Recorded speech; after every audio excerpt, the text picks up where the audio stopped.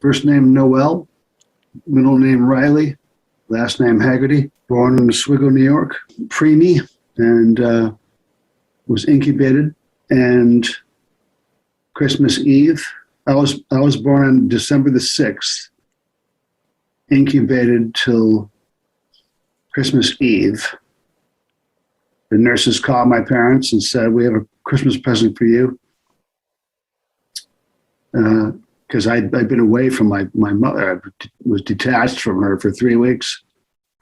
And the nurses said, "We have a Christmas present for you." They called my parents on Christmas Eve, said, "We have a gift for you. We've named him. I hope you don't mind." So the nurses actually named me Noel. So that started that. I went to college here in upstate New York for theater, music. Then went off to Philadelphia to play music professionally. I was signed to an agency for 20 years. And one of the greatest rock bands of all time, Pegasus, in that area. At the peak of our career, my live-in girlfriend, who was also my fiancée, got sick one evening, and it was 2 o'clock in the morning, actually. I live in New Jersey. She started hemorrhaging, and her gynecologist was in Delaware. So the gynecologist said, "Bring her to me right then and there, 1 o'clock in the morning." Drove to Delaware. He diagnosed her and said, your girlfriend has leukemia. I didn't know what that was. I secretly looked it up in a dictionary, and it said a fatal disease of the blood. So I thought, uh-oh, here we go. She passed away October the 31st, 1987. But before she did, in Johns Hopkins Hospital, one of the greatest hospitals in the world, the oncology ward, 3rd floor, called me to her bedside 2 weeks before she passed and said, "I got to tell you something." And I said, "What's that?" I was already nervous. She said, "First of all, my son's here. Bradley's here." And I said, instinctively turned around and thought he was in the room. What do you mean, Bradley? Then I thought to myself, oh, wait a minute. This is the Bradley, your son, who passed away 15 years previous. Her and I were at his graveside. So I said, "What do you mean, Bradley?" She goes, "He's standing right behind you." So this was the beginning transition for me from rock and roll musician to spiritualist. He's standing behind you. And she said, "I hope you don't think you're going to try to talk me out of saying that my son's here. Don't even try it," she said. "He's been coming every night. He's preparing me because I'm not going to make it through this dreadful disease." So I was ready to fall on the floor at that point. So she passed away, and then I announced to all of the followers of our group, which were thousands, I was leaving the music business. I said, "I'm going to go in search of something." I didn't say what it was. I didn't know where the hell I was going to go or what to do. I was so laden with fear and loss that I didn't know where to go, and I had no answers. So I said, I must as well go back to where I was born. So I went back to upstate New York, right on Lake Ontario, one of the Great Lakes, and I moved back in with my parents. I never imagined I would move back in with them. They have a big old pre-Civil War house built in like 1850. So I lodged myself in their attic. They had these gables, and I started researching everything I could get my hands on life after death. I did not own a computer. The subject of this evening is the French Revolution. The French Revolution was not written on a computer. It was written on a crappy old IBM typewriter. I collected everything I could about life after death because of your senses. Being an artist, My senses were on alert. I didn't know what to make of such dreadful feelings of loss. How could someone who you knew, who was 29 years old, just disappear like smoke? A vibrant, happy, wonderful person, gone. How can life be so effing cruel? It can't be that terrible. I'm going to go in search of the answers. I don't care what it takes. I was brought up in private schools, Catholic, the fear-laden private Catholic upbringing with nuns and priests. That didn't work. So I started researching and reading everything I could on life after death, everything. About 2 years into my research, my brother calls me from San Diego and he says, I just found a book at a yard sale. It's called The Dead Have Never Died. It's by Edward C. Randall, he says. I says, what's that? I said, send it to me. He did. I swear from the first sentence I read in that book about Emily French, this is what I have been searching for. Anybody who has lost someone, it just resonated. So I read that book and I said, I'm going to find whatever else is here. So it was all done the old-fashioned way. I had no computer once again. I went to libraries, historical societies, drove everywhere, hundreds of miles. I eventually found every single thing that Edward C. Randall, the lawyer from Buffalo, New York, who investigated Mrs. French. It took me almost 10 years to accomplish this. I feel like I've talked long enough, though, Wendy. Did I answer your? I know I answered your question, but I want to just talk all the time. That's her. She's about 40 years old there in that picture. Emily French was born with psychic abilities.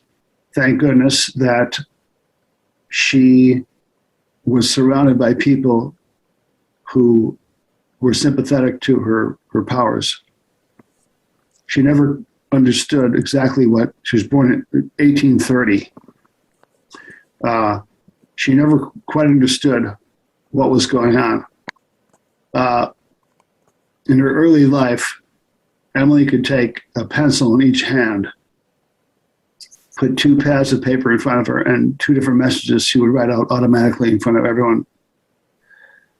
There's very, very little on her early life, but I don't believe there was any circle involved or anything like that. When Emily met Edward Randall, the lawyer, it happened because Edward C. Randall was the head of the law firm in Buffalo, New York, Randall, Hurley, and Porter. Randall was one of the champions of business. His company, the American Superpower Corporation, which he was involved in besides his law practice, was the first company to tap the hydroelectric power of the Niagara River, right in Buffalo. See, in the backyard of Buffalo, New York is Niagara Falls. Randall's company was the first one to tap the power of that for hydroelectric energy. So he was a powerhouse of business. His associates said to him, Edward, we know you're interested in psychic matters. We've heard that the greatest fraud in America and a magician of the highest class is living in Rochester. Her name is Mrs. French. Would you be interested in going and exposing her? Randall said, okay. Off he went. So he went off to 227 Tremont Street is where she lived. When he arrived at her house, there was 2 other men there of national reputation. And I only say that I think I know who they were because I located the great-great-grandsons of Emily French. one of which was, his name was Thomas Chesrone. He's an accountant in Chicago. He said that he believes Andrew Carnegie was there. Everyone knows who he is. And a man called Ernest Tubbs, who was the inspector of the Erie Canal. These are two heavyweights. Of course, Andrew Carnegie, what can you say about that? But to anybody who's researched spiritualism, Carnegie and all that echelon of the higher-ups, most of them were spiritualists. They just didn't admit it publicly. So Edward Randall went to Emily French's house with the intent of exposing her. And I can just see, I've run this scene in my mind 1,000 times. I can just imagine Edward Randall going to Emily French's house on Tremont Street, knock on the door, and Andrew Carnegie answers the door. And they knew each other because of their business interests. Hello, Edward, what are you doing here? I'm here to see Mrs. French. But inside of his mind, he's thinking, I'm here to expose her. Andrew Carnegie, or whoever it was, says, here's Mrs. French right here. It was an elderly, frail, gentle, beautiful little soul steps up. Gray hair, silvery voice. Here's Emily French. And Randall, I'm theorizing, but it has to be true. He must have said to himself, this is the cleverest fraud in America. Magician of the highest class. Carnegie, or whoever, says, we're about to have a seance, as a matter of fact. This is the greatest medium in the world, he says. Would you like to join us? So Randall says, of course, thinking he's going to discover the fraud. Randall thought to himself, it's a sort of a condescending, almost narcissistic attitude of many, many people of the academic world, let's say. They automatically assume everyone's lost their minds except for them. How could someone like Andrew Carnegie be so fooled by this? Let's go, we'll have a seance. Okay, they shut off all the lights, they sit in darkness. This is at Emily French's house. Male voices start talking in whispered voices. And Carnegie and the few other people present carry on a conversation with people that they knew in spirit. It's the exact person who they knew. Randall, who was an agnostic, refuses to believe that it can't possibly be true. It's too incredible to be true, he thought. She must be a master of ventriloquism. But wait a minute. Ventriloquism can only be pulled off in the light. A ventriloquist, the master of thwarting your mind, you have to work in the light to be a ventriloquist. How can this be true?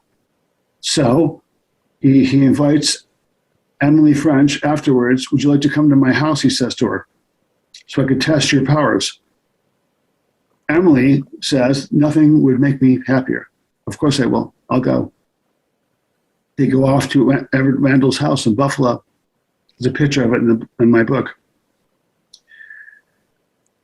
At their first trial sitting, Randall, who was convinced that she was a ventriloquist, said, Mrs. French, do you mind if I hold your hands, put your hands in my hands, and allow me to put my feet gently on top of your 2 feet? And if you wouldn't mind, would you please lean over and put your mouth on my wrist? She said, no, that's fine. So can you imagine the situation of them sitting in the dark? Emily's leaned over and put her mouth on his wrist. So he has total control of her mouth, hands, and feet. And out of the dark comes the spirit voices. And they said, Edward, stop this nonsense. From that point onward, Randall became a champion, absolute champion for the cause of spiritualism. He stayed with Emily French for 22 consecutive years. He had stenographers and secretaries come into the seance room and sit in the complete Stygian darkness and take down notes, rapid fire, because the spirits would be talking. They wanted to get their message across. So 22 consecutive years. I mean, Emily French, let's get this point straight as far as mediumship. She had scarlet fever when she was 10 years old. So her hearing loss began in childhood. She took no money for anything, which proves selflessness, compassion for everyone. The fact that she could not even hear the voices that were manifesting in her presence is what can you say about that? Randall has stenographers, secretaries. I'm not sure what if I was to say this case above anything else proves everything as far as life after death and mediumship and spirit return. I would like someone to tell me what else there is. I know I'm sort of rambling on here, Wendy. Hope you don't mind. There's the house there, and the upper story. That's Edward Randall 1 year before he passed away. He was 74 in that photograph. This photograph on the right is the one I took myself. Because, there's people in the house. They weren't going to let me in their house. But I took that from across the street. But up in the top story there, somewhere up there was the thing. And that little ad you just showed, Karen, was a lecture that Randall gave in Buffalo. He gave many lectures on spiritualism. He went from an agnostic to total champion for the cause. Okay, this right here is a very, very important thing. These were her spirit chemists. Because Randall asked them, how is this possible that we're achieving the voice? They have 7 people, he said, all expert in electric and magnetic forces. And of course, when Mrs. French and them, they meet, they gather up the forces. They also take physical emanations from you, substances from you and others with you, while we contribute to a mass. In other words, anything in the surroundings they use to incorporate it to produce the voice. The force which we gather is just as material as any other substance that you would gather for any purpose. We clothe the organs. This is one of the most important statements as far as independent voice. I mean this as far as Leslie Flint, all of the great independent voice mediums. They clothe the organs of respiration of a spirit who was to speak so that the voice will sound in your atmosphere. And when this condition is brought about, it is just as natural for a spirit as it is for you. We then have what is known as the direct or independent voice. In other words, spirit passes away. They enter spirit life. The vibrations are naturally higher. If a spirit is to speak in their own voice, they have to come back into the physical realm.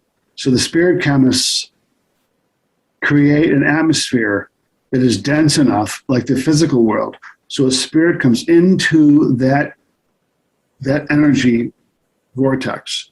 They bring a spirit in, the lower vibrations automatically enable the larynx and the voice mechanisms of the spirit to speak. So it's coming from higher to lower. The higher spirit, they bring them in, they bring them down into that energy vortex. And then suddenly they have conditions that are similar to the physical life. For some spirits, it's very difficult to speak again. And of course, they're freaked out from the whole, you can imagine the situation of someone who's trying to speak for the first time in a seance. But certain mediums like Emily French would give off a vibration the spirit chemists can use to create this atmosphere. In Leslie Flint's case, they refer to it as a voice box. which is disconcerting to a lot of people that don't know anything about spiritualism. It's not a box. They just mean it's an area they've created with a denser energy that resembles more of the physical life than the higher atmosphere of the spirit life. You're going from the higher atmosphere. It's almost like a propeller on an airplane. It disappears right in front of you when the airplane is full throttle. The propeller suddenly is disappeared. Turn the airplane off. So suddenly the propeller, as you can see again. It's the same kind of thing. The higher vibration and the lower vibration. They're bringing the spirits from the higher to the lower. The psychic adds the necessary energy vortex that the spirit chemists can use to clothe the voice mechanisms, the larynx and whatnot of the spirit. It's like they're walking into another room, and suddenly their spirit body, which is higher in vibration, is now clothed in more physical vibrations. Like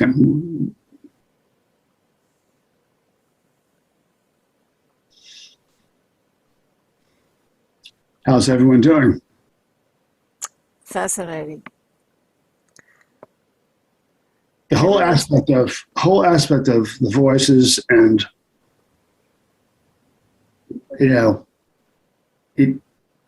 it's hard to understand for a lot of people that Emily French, since we're talking about her, she was very eager to understand what it was about these forces that were around her since childhood. There was no development circle. There was none of that. When Emily French met Edward Randall, they both together, she said she was just as eager to find out what this mysterious thing is, these powers that she had. And thank goodness, and I can say this about after all these years of research, thank goodness that a lot of the mediums had sympathetic parents, because I suppose a whole other thesis could be written on the young mediums who were consigned to mental institutions because the parents were not sympathetic to their gifts. In Emily French's case, thank goodness, they were sympathetic. And when Edward Randall met her, the voices were whispery and weak. And then as they sat and sat and sat, the voices became louder because they created the conditions necessary to produce the voices. The spirit chemists know everything. The spirit chemists that surround every one of us, spirit guides, they just wait. They just wait for the conditions that we create. You can either destroy the conditions or you can help. So Randall worked with Emily French, and they finally established the independent voice, loud, clear. And he said, Randall, that the spirits that came through, the oratory that came through with them was unmatched. He said he's never heard anything so eloquent and so beautiful as what these spirits said. So Wendy, I'm babbling on here. I hope I'm not. Riley, can you tell us about the tests that Wilfred Funk did on Mrs. French? He asked Randall's permission, and Emily French was in ill health. It always disturbs me when I read about it. She was in ill health, and Isaac K. Funk, who was one of the owners of Funk and Wagnalls, one of the most prestigious publishing houses in the world, asked Randall if he could take Mrs. French to New York City and test her powers. This was right at the end. This was 5 years before she passed away. And Randall said, "You have one of the most delicate instruments in the world. don't. He was basically saying, don't blow it. I will leave it up to her to decide. And she said, okay.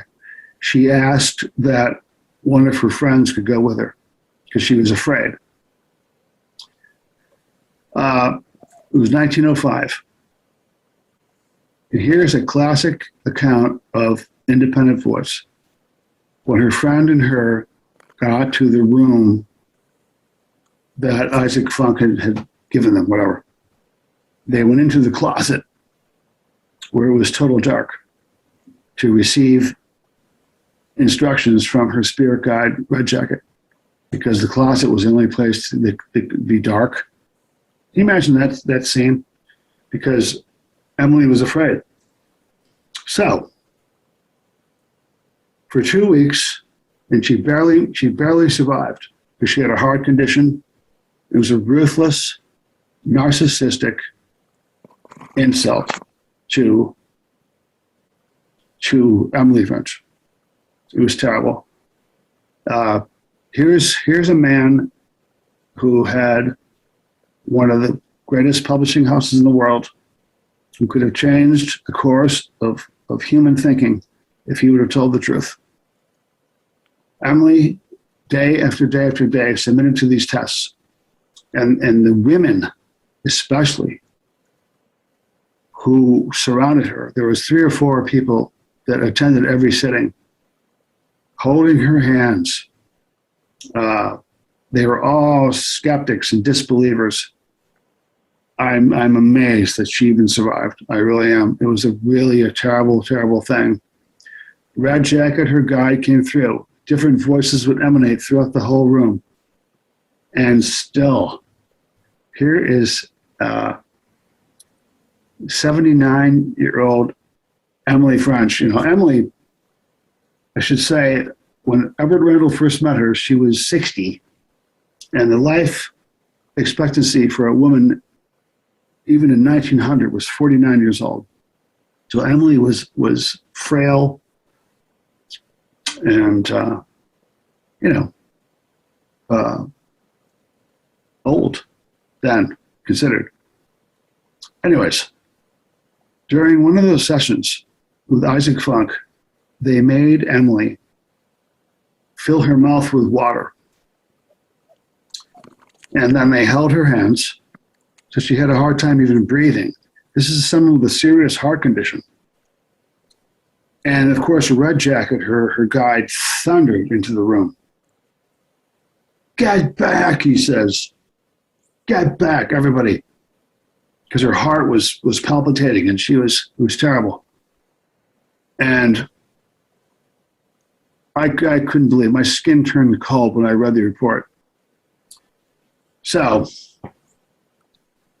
in the end, after they had ample proof that this frail,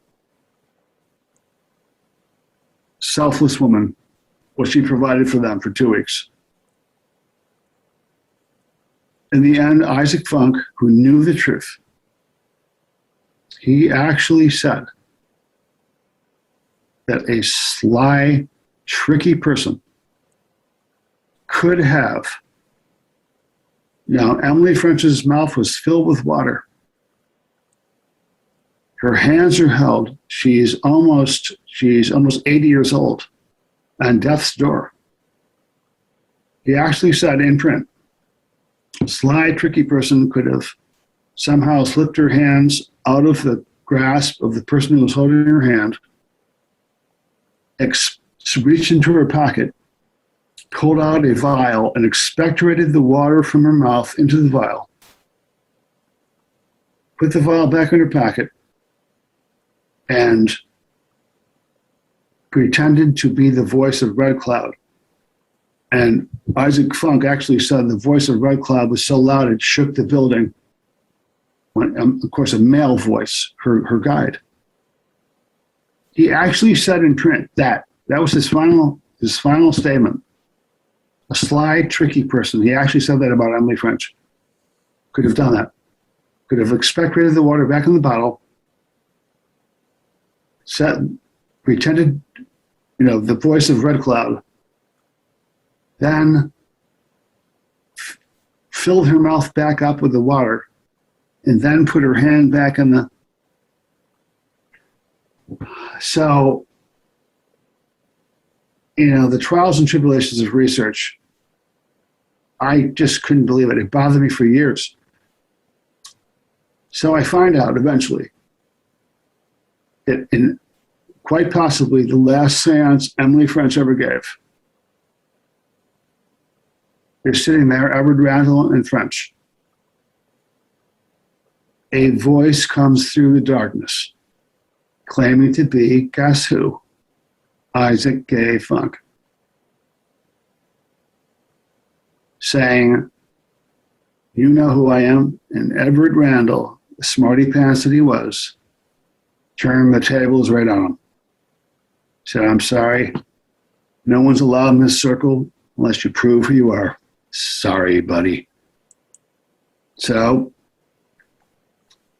he starts explaining, and Edward says, when Edward was convinced it was Funk, this is the year Emily French died.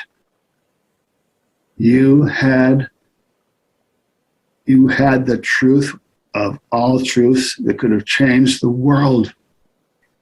Even now, as we sit here at 2021, the world could have benefited in 1905 if Isaac K. Funk, the proprietor of Funk and Wagnalls Publishing, would have said the truth to the world. He said, you had the truth. And he said, I was afraid of the scientific community, the criticism from the scientists, which is the great, spiritualism has fought this, and the great mediums have fought this. I mean, I could go on and on about this, what science has done and the church has done when the truth, which could have altered humanity, he had in the palm of his hands. He threw out the window. Randall and French, after they had established their circle, of course, the spirit guides who know everything, they know if you're spinning them or, they know everything. Once they had established the fact that Randall could be trusted and he had helped to develop Emily, they said, we want you to take on some work because spirits that are confused, who have passed away, who refuse to believe they've passed away, all they can relate to is the physical world. We cannot reach them until they have some form of relevance to the physical world. Once they are realized in that state, then we can work with them. If you think about that statement alone, there are millions of spirits right now that have passed away who don't realize they have. Anyways, the spirit guides knew were not for Edward Randall's mental stability and especially legal mind, mental wherewithal. Only the strongest of minds can possibly handle. Try to imagine yourself sitting there and through the darkness comes someone saying, how dare you compel me into this room?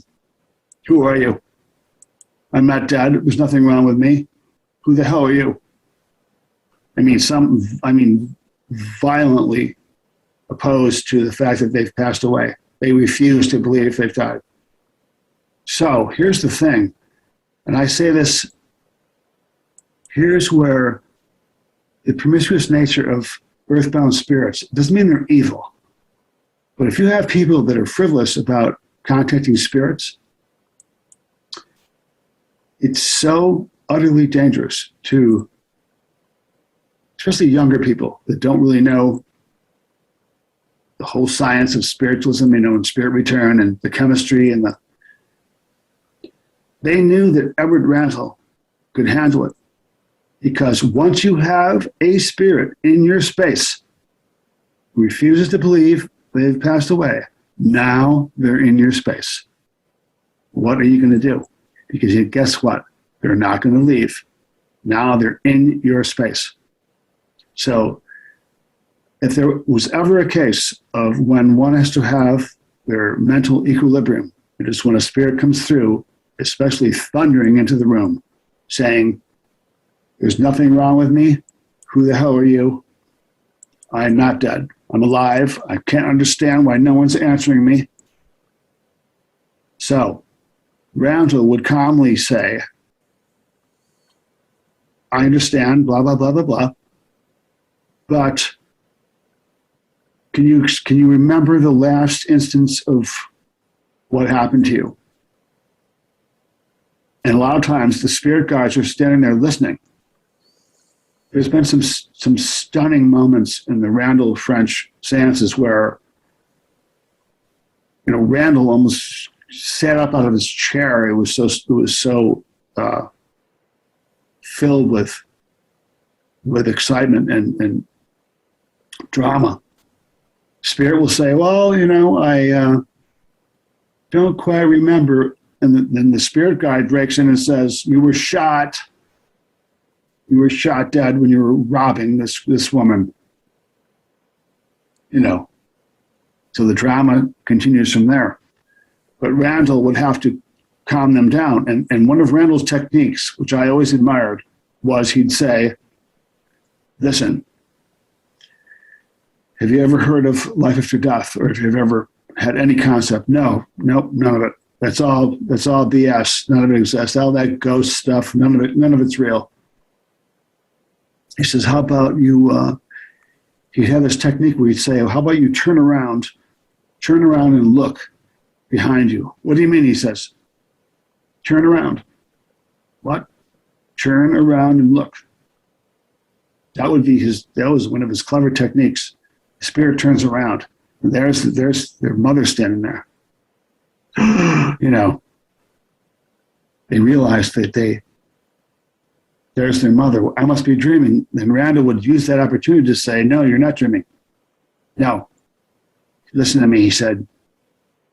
And this is just one case. "You were shot dead when you were robbing that person. You've entered the spirit world. You're no longer a member of the physical life.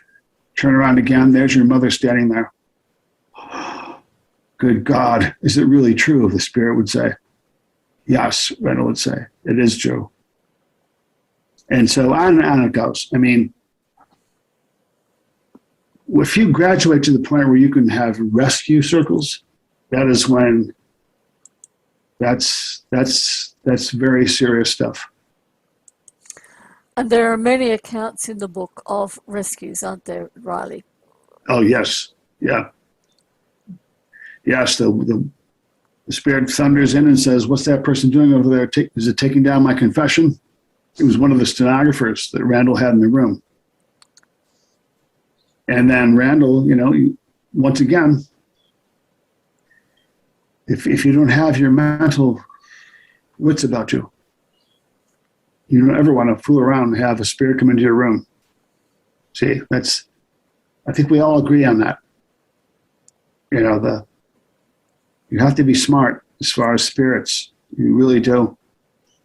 It's not that spirits are evil, but they don't know where they are. And there's millions, even now, millions, absolutely millions that are out there. Absolutely amazing. I mean, I got Riley's book when it first came out, and it just is incredible things that happened, and that how she worked. It's just amazing, and it's wonderful that the work that he's been able to do to pull it all together, and so that we keep in touch with all this.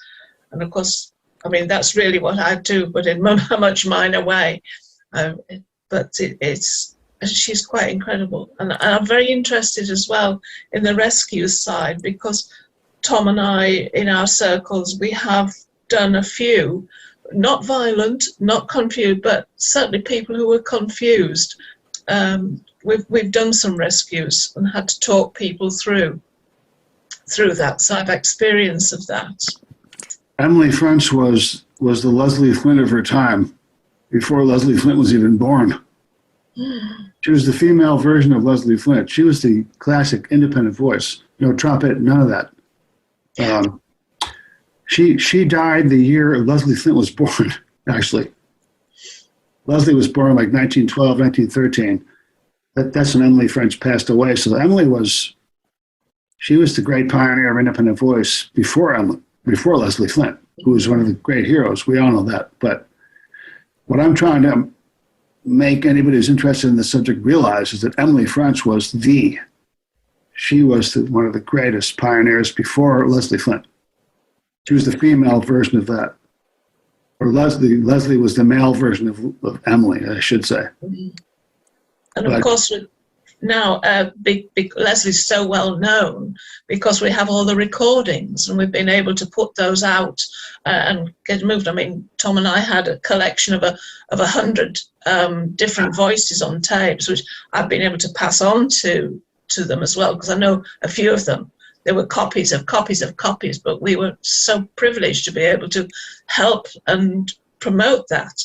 But to have had some of the Emily French ones recorded would have been just superb. It really would. Well, we don't have the recordings, but we do in Riley's book have the transcripts. Yes. Which is certainly something wonderful. And this is why, Riley, your book is just absolutely number one with us. It's on that small group of books that we come back to all the time. These independent voice mediums, I know there's not many of them around. How many are in the United States that you know of, and are there any around where you are, or Western New York? None that I know of. Independent voice medium, I'm not sure I would let anybody know it at this point.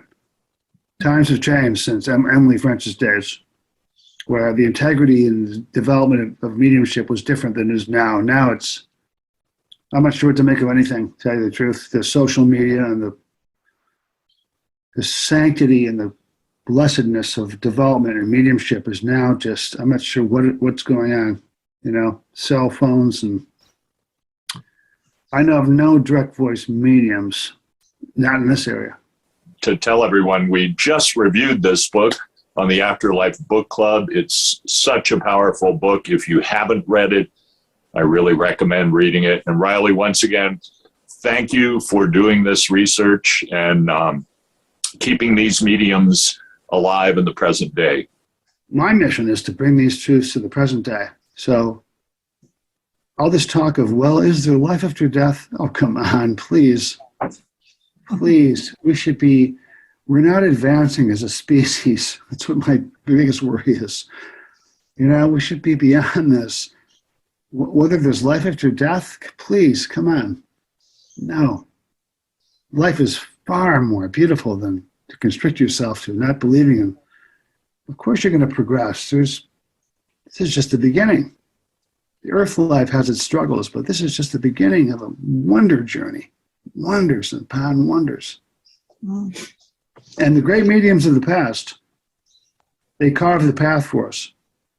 I just feel bad that it was swept under the carpet, because if you think of the great mediums, besides Emily French, there was hundreds and hundreds. Helen Duncan, all of the ones who proven the fact of life after death and spirit communication has already been done. I just wonder why, I want to bring it back to the mainstream so they know that the history, it already happened.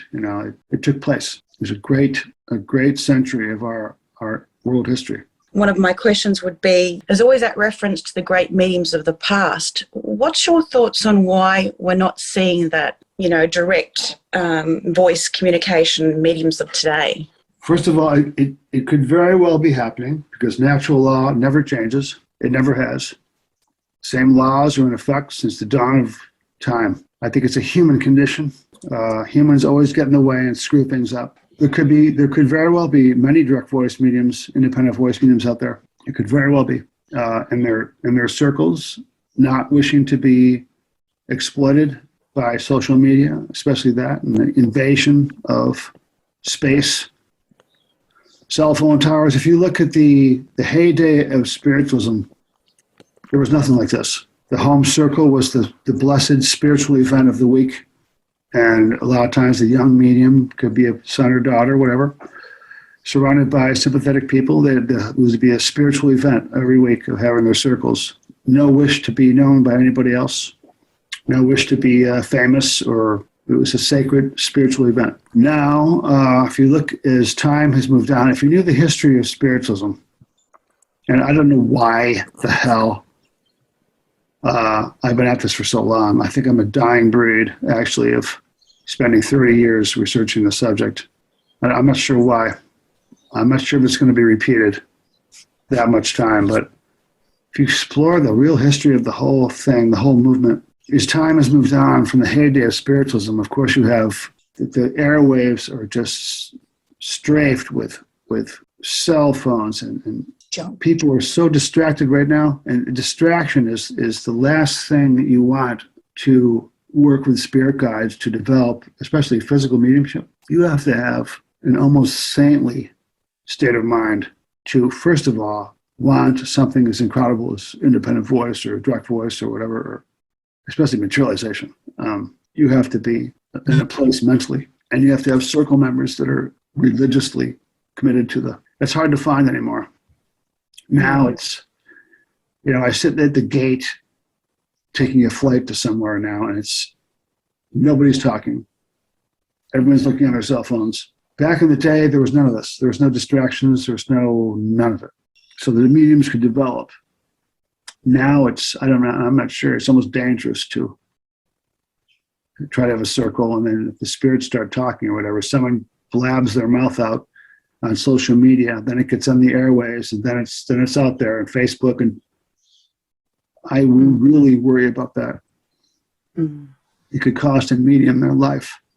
There's some crazy fanatic who didn't agree with spirit return, or they're out there. So you're a medium. What kind of mediumship is this? I'm an evidential medium. Yeah. Evidential? Oh, that's good. Yeah. So I'm relatively. It's the only kind.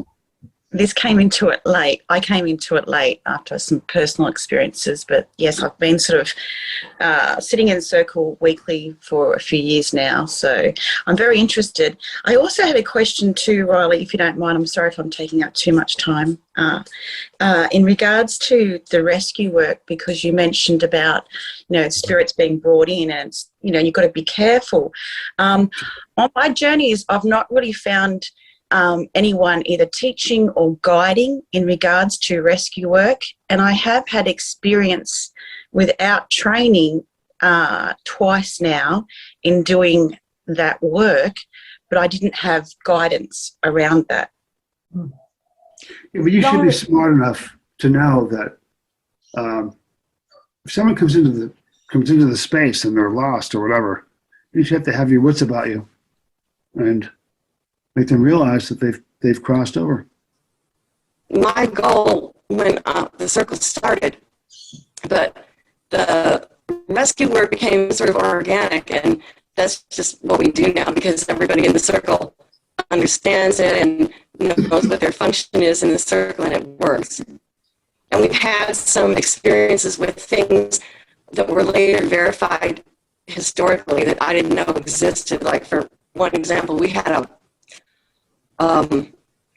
pilot that flew outside of the atmosphere, and he was screaming. They told us to chase it. It was a military thing, and they told him to chase it. And I didn't know anything about this. And then one of our members does history, research, and she found it. Mm. And we had another experience where we dealt with a train wreck that was carrying a circus in the Midwest. So these things some of them are verifiable, some of them aren't at all. But those two were. And most of the time it's not. We just deal with what comes into the room, and we, most of the time it's confused. Once in a while they're a little bit belligerent. They aren't violently so, but they do argue sometimes. Thanks, Laurie. I used to enjoy reading 30 Years Among the Dead. I don't know if that's a book that anybody here recognizes, by Carl Wickland. And he and his wife did rescue circles, and I know his work. really quite an interesting book. It is. It is, yeah. Riley, I just want to thank you for all of your hard work. I truly believe that you have made a difference in this, on this subject. We'll put it that way. Without you, I don't think this information would be getting out there. So thank you. My pleasure, my friend. Thank you. Good evening, Riley. Thanks very much indeed. That was a tremendous presentation. But I think there's a lot more under the radar than what mainstream spiritualism realizes. Just in my area in Durham in the UK, there's probably 50 home circles. And they don't go to church. They just work between themselves, and there's very little publication. It's very much word of mouth. And we are getting there. We are getting up towards, some of the circles are experiencing physical phenomena. They don't use trumpets, they don't use cabinets or anything like that. They just sit in low light conditions. Not all the time, but they do get this voice in the room. I'm not sure whether it's direct or indirect, but there's a lot of people similar to myself that actually do channeling, which I think is an Americanism. I think it came from America, that word. But essentially, it's a various stages of trance, and you get transfiguration or partial transfiguration and things like that. But the thing that struck me most was when she said electric and magnetic. And I've always had this thing firmly imprinted in my brain. There it is to do with electromagnetic phenomena. And they can manipulate things. And the coating is quite, sometimes what happens with me is that they coat my vocal organs so that the voice that comes out of me is totally different to mine. And the language is different, the pronunciation's different. It doesn't happen that often. We're working on it, but we're getting there. So there is hope. And I think there's a lot that's definitely underground, if you like. It's still an underground organisation of people that are really, truly committed to it. And it is restricted in a lot of cases by the spiritualist churches themselves. Yes, only to say thank you again. I am still in shock from last book club. I think this shock will continue for a long time. And you are a blessing for me. You have no idea. And for me and for, I suppose, a lot of people that are here. Thank you again. And see you next book club. Thank you. Thanks, guys. Christina? Yes. Thank you, Riley. That was really inspirational. Don't be too depressed about things. I think that, as Bill says, there is a movement underneath what we can see. Here in Australia, it's a pretty conservative society, but the national radio has programs, philosophers and people like that, investigators and scientists, and bit by bit, the trend is towards talking about consciousness and the afterlife, and it's bit by bit, but it is there. There's definitely a movement coming, and so don't be too worried. Your work will be very important in all of this, and maybe the target market is the people who are grieving the loss of a loved one. And if we were in advertising, that's where we would be targeting the campaign, really. And so they are the very people who are really prone to looking into the afterlife, because they definitely want this contact. And we've got a sensible sort of way for them to do that. and the spiritual way as well. As you say, that's very important. I remember when I was little, going to the spiritual church with my grandmother and my mother, and it was a place of refuge and common sense, and I loved it. And I saw a lot of things. Mum used to have seances, and I saw transfiguration and heard voices, male voices coming from a woman. I was too young to understand, but I certainly was impressed by it, and it made me question. So thank you again, Riley. It was good to see you again, and keep it up, and I'll definitely buy your book. Thank you. Thank you, my friend. And yes, I did get interested when I lost a very close loved one. And I've been searching for the last 6, 7, 8 years. And it was a very interesting Zoom. Thank you. Thanks, Riley. That was great, Oh, my pleasure. as always. My pleasure.